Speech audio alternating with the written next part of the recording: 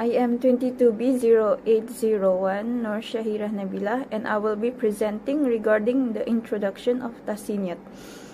Tahsiniyyat, or also known as luxuries, are ideal and complementary factors while improving and adding values to humans, such as luxury cars or huge mansions or branded clothes. So, Islam urges us to accomplish this life of excellence in appropriate way. For my understanding, what it is mean by appropriate way, it is that they buy these luxuries for their own comfort. That is an example of appropriate way. Meanwhile, inappropriate way, for my understanding, that they buy these luxury cars to compete others and wanted to chase the title of the richest man in the world. So that is an example and on an inappropriate way to accomplish Tahsiniyyat. Examples of Tahsiniyyat. Tahsiniyyat is thinking something worthy of benefit from something that is a priority or is a good thing according to a custom by avoiding situations that are not liked by common sense. This is part of perfecting the morals, ahlak, such as removing impurities and covering the private part in worship, wearing jewelry, and performing sunnah acts of worship in order to draw closer to God and so on. The implementation of Maqasid Shariah, which is Tahsiniyyah, is intended so that people can do the best for the improvement of or the preservation of the 5 principles that must be preserved, namely religion, soul, intellect, lineage, and wealth. One of the rules of jurisprudence that can be used for the implementation of this benefit is the rule that reads, "It is recommended to get out of this agreement something that is not in accordance with what it should be." That is, refraining from doing actions that are different or even contrary to the Shariah or that are based on habits that are compatible with common sense, and that is also related to issues of ethics and moral. Among examples are rubbing when purifying, bathing or ablution, being orderly in Qada Salat, which is prioritizing in Qada Salat according to the order of prayer time, staying away from facing Qiblat, or turning its back when defecating, which is relating to ethics when defecating. Maqasid Shariah in halal food. Number 1 is to protect the religion when consuming the halal food. In Tahsiniyyat level, people observe religious ethic instruction, akhlaqul karimah, particularly when it comes to eating food while fulfilling their commitment to Allah and His Messenger. Rasulullah was the best role model for swallowing food, for example. Number 1, the Prophet advised to eat together. In one hadith, it says that gather together while eating and recite the name of Allah, then Allah will bless you in that meal, narrated by Abu Dawud. Number 2, do not criticize the meal. Eating food we enjoy rather than criticizing them when we don't. The Prophet ﷺ stated in the hadith that he never condemned food. If he wanted to, he ate it. If not, he left it. By Muslim. Hadith by Muslim. Number 3, say basmalah before eating. From Bukhari, in one hadith, it says that when I was a child at Rasulullah instruction, my hand took food from all sorts of platter. Then Allah Messenger said, "O child, read basmalah, eat with your right hand, and eat whatever is nearby to you." And number 4, reading Alhamdulillah after eating.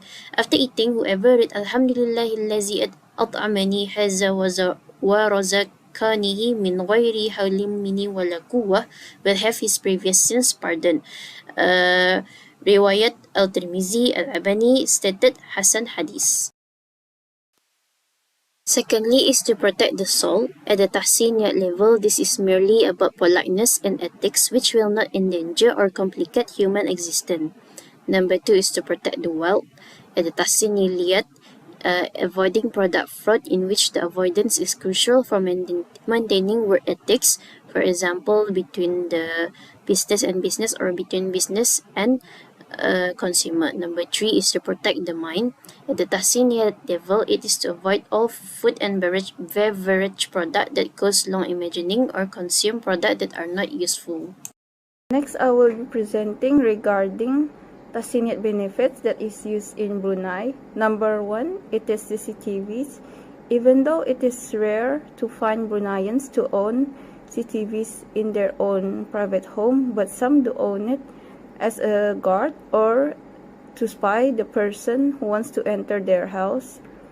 And moreover, it is as a precaution for intruders and as an evidence to show who is the convicted person is, because sometimes the person is unexpected. For example, a friend who wants to steal their own friend's property when their friend is on a vacation. Take as an example that Ali and Ahmad are best friends at their workplace, and fast forward, when Ali is on a vacation, he received a notification and a call from their neighbor that their neighbor tells that his own door and glass is broken, but then Ali chose to ignore it and wanted to spend the holiday with their friend. And fast forward, when they went home, when they opened the door, it was all messy and several of their electrical appliances were stolen and half of his wife's jewelries were stolen.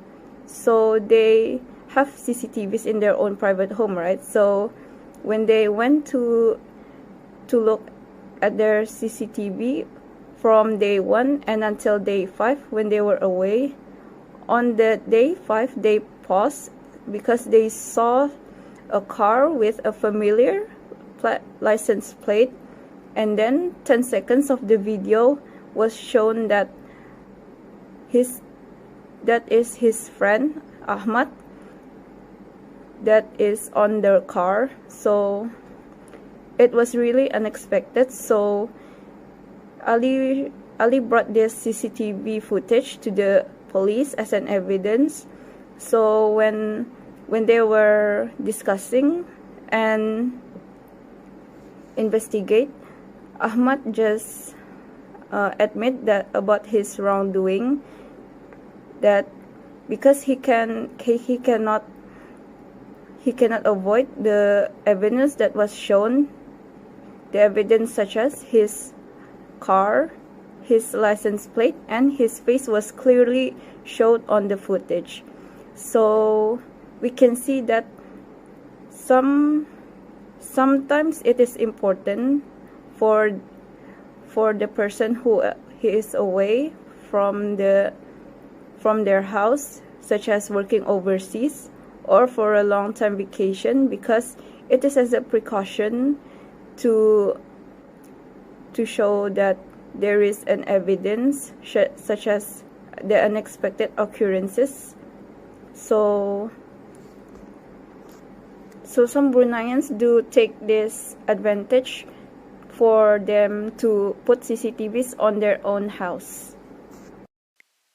In conclusion, judging from the three maslahah above, in a sense, both the Daruriyat, Hajiyat, and Tahsiniyyat classification are intended to maintain or realize the 5 basic objectives of Islamic law.